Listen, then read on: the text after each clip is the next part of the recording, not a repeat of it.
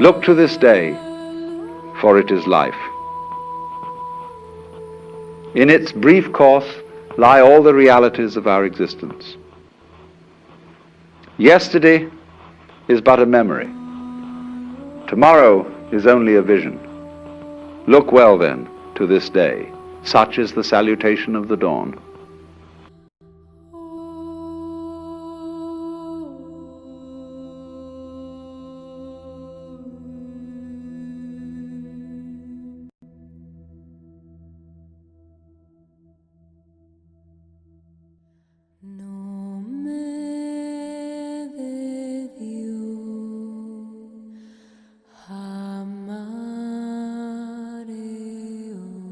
We don't beat the reaper by living longer. We beat the reaper by living well and living fully. For the reaper will come for all of us. The question is, what do we do between the time we're born and the time he shows up? Because when he shows up, it's too late to do all the things that you're always gonna kind of get around to.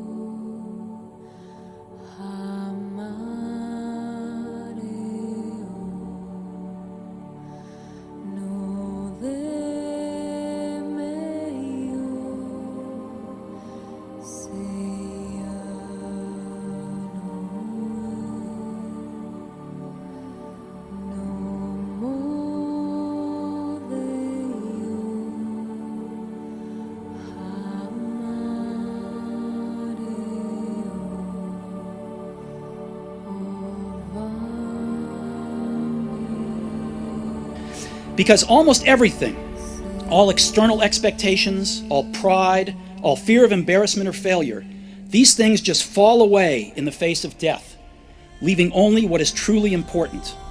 Remembering that you are going to die is the best way I know to avoid the trap of thinking you have something to lose. You are already naked.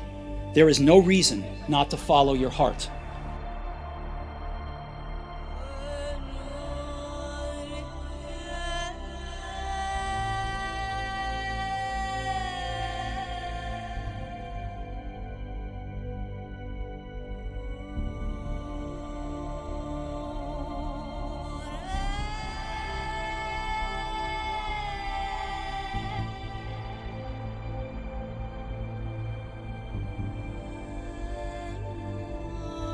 You existed before you came to the earth plane, you exist now in the physical form, and you will exist after you leave the earth plane, or after your body quits in the earth plane.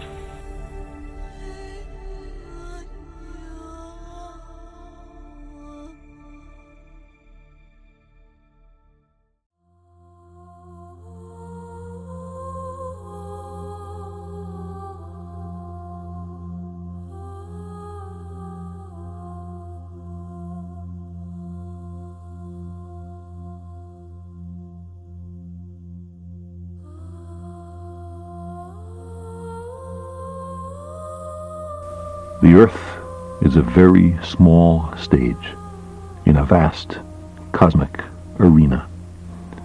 Think of the rivers of blood spilled by all those generals and emperors, so that in glory and triumph they could become the momentary masters of a fraction of a dot. Think of the endless cruelties visited by the inhabitants of one corner of this pixel on the scarcely distinguishable inhabitants of some other corner.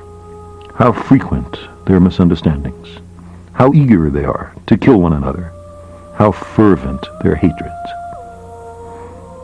Our posturings, our imagined self-importance, the delusion that we have some privileged position in the universe, are challenged by this point of pale light. Our planet is a lonely speck in the great enveloping cosmic dark. In our obscurity, In all this vastness, there is no hint that help will come from elsewhere to save us from ourselves. The earth is the only world known so far to harbor life. There is nowhere else, at least in the near future, to which our species could migrate. Visit? Yes. Settle? Not yet. Like it or not, for the moment, the earth is where we make our stand.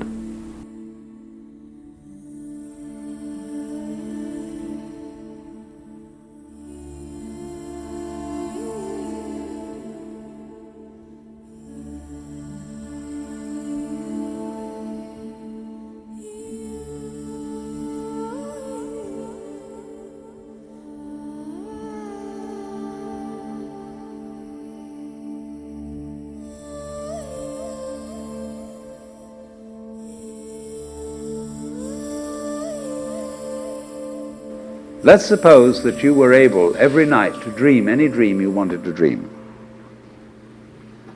And that you could, for example, have the power within one night to dream 75 years of time, or any length of time you wanted to have. And you would naturally, as you began on this adventure of dreams, you would fulfill all your wishes. You would have every kind of pleasure you could conceive. And after several nights of 75 years of total pleasure each, you would say, well, that was pretty great. But now let's have a surprise. Let's have a dream which isn't under control. Well, something is going to happen to me that I don't know what it's going to be. And you would dig that and come out of that and say, wow, that was a close shave, wasn't it? And then you would get more and more adventurous, and you would make further and further out gambles as to what you would dream. And finally, you would dream where you are now. You would dream the dream of living the life that you are actually living today. That would be within the infinite multiplicity of choices you would have, of playing that you weren't God. Because the whole nature of the Godhead, according to this idea, is to play that he's not.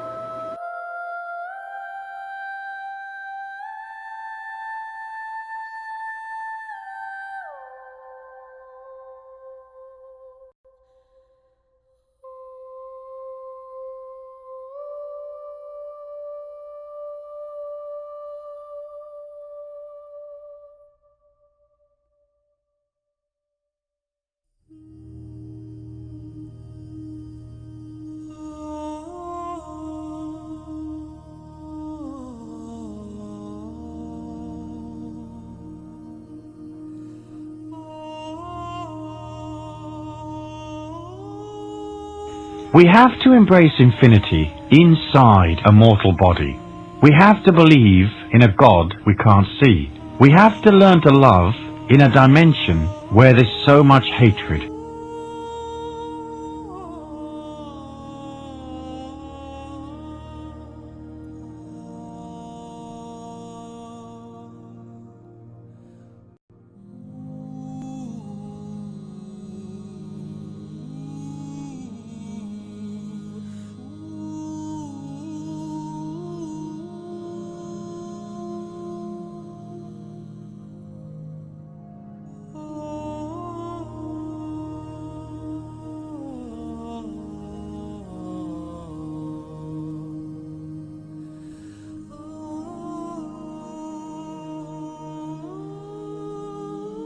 You can't connect the dots looking forward. You can only connect them looking backwards. So you have to trust that the dots will somehow connect in your future. You have to trust in something, your gut, destiny, life, karma, whatever. Because believing that the dots will connect down the road will give you the confidence to follow your heart, even when it leads you off the well-worn path. And that will make all the difference.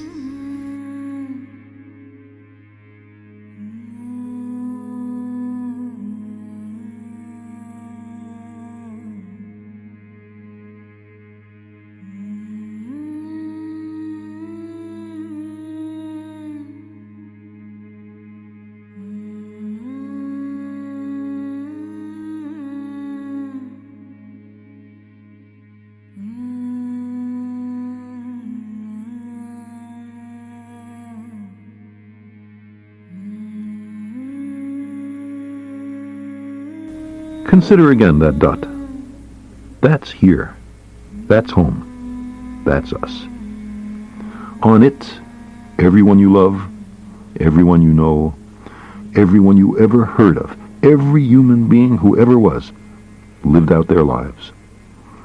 The aggregate of our joy and suffering, thousands of confident religions, ideologies, and economic doctrines, every hunter and forager, every hero and coward, every creator and destroyer of civilization, every king and peasant, every young couple in love, every mother and father, hopeful child, inventor and explorer, every teacher of morals, every corrupt politician, every superstar, every supreme leader, every saint and sinner in the history of our species lived there, on a mote of dust, suspended in a sunbeam.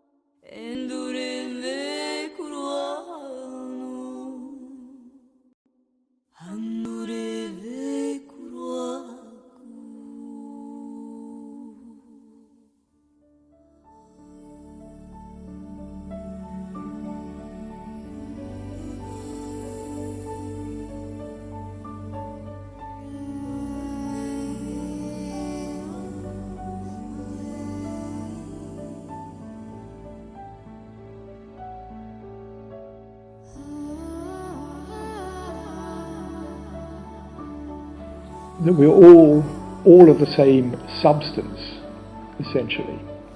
And we're all born of stardust. Every atom in your body, every single atom in your body existed before the earth existed. The atoms are created in these vast stellar explosions called supernovae. When they explode, just the intense energy of the explosion fuses together other atoms, and all the atoms that exist, apart from hydrogen and helium, come out of these explosions of stars, and they're then floating around in space as stardust, and slowly, under the forces of gravity, the dust collects together, and stars form out of that dust, and planets form out of that dust. Every atom in your body, every atom in this room, everything we know goes back, in terms of its substance, to before the earth was created. Which also means that every atom in your body has been through a lot of other living systems. You know, it's been a bird, it's been a tree, it's been a dinosaur.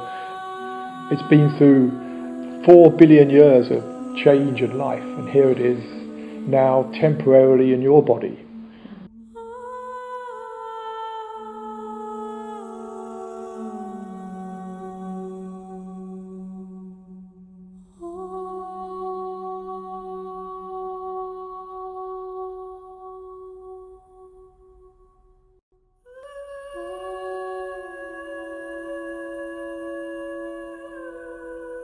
Let's think of 1 billion years of evolution.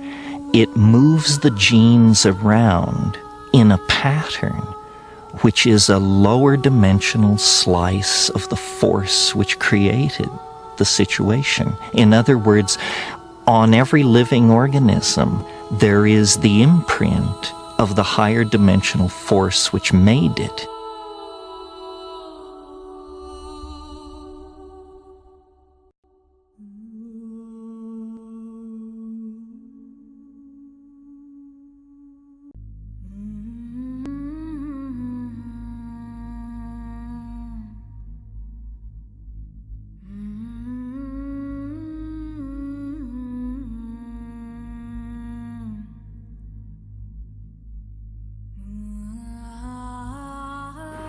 So in this idea then, everybody is fundamentally the ultimate reality, not God in a politically kingly sense, but God in the sense of being the self, the deep down basic whatever there is. And you're all that, only you're pretending you're not.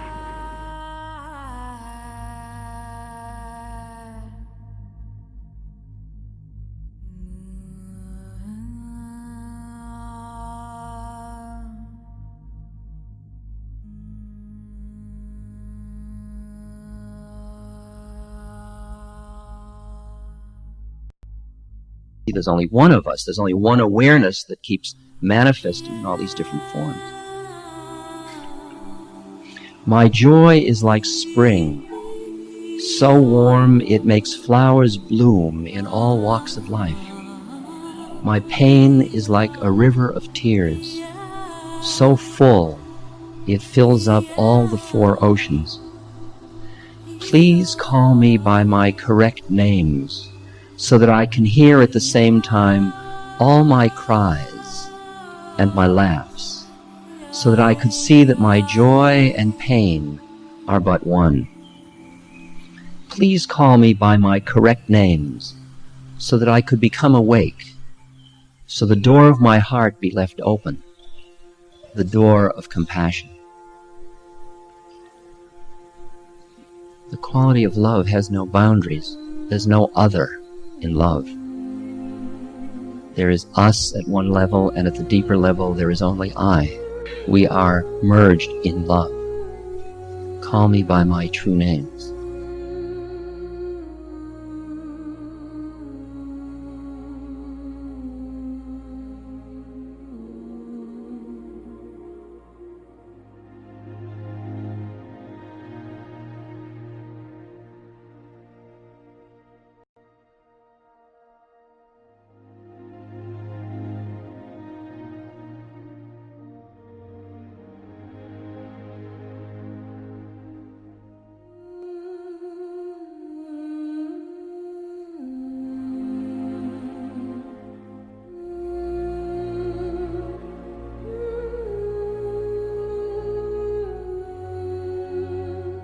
There is perhaps no better demonstration of the folly of human conceits than this distant image of our tiny world. To me, it underscores our responsibility to deal more kindly with one another and to preserve and cherish the pale blue dot, the only home we've ever known.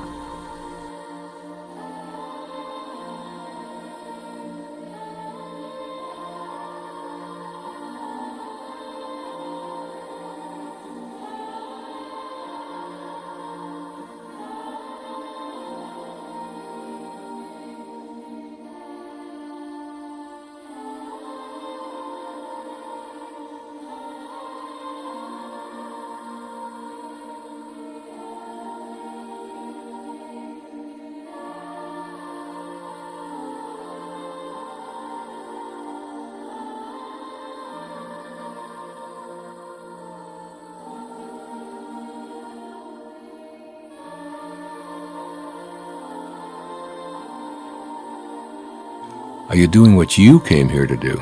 For many people, the answer is, how do I know what my heroic mission is?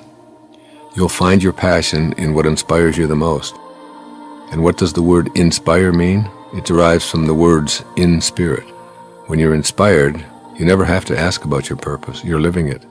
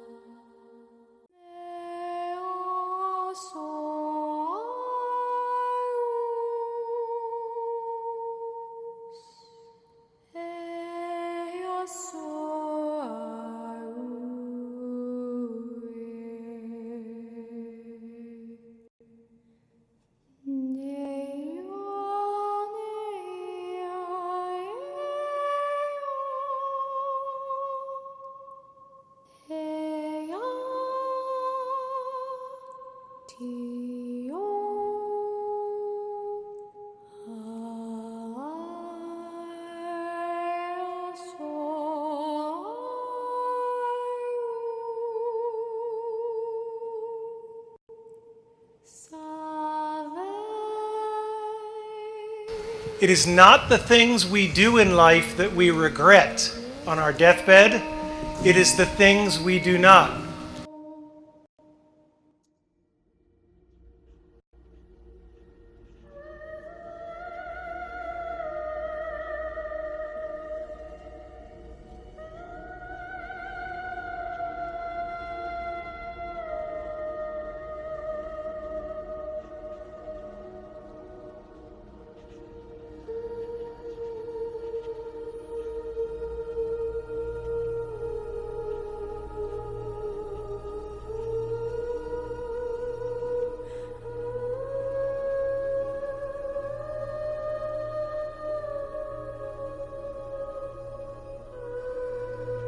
Yesterday doesn't exist. Tomorrow never comes. There is only today.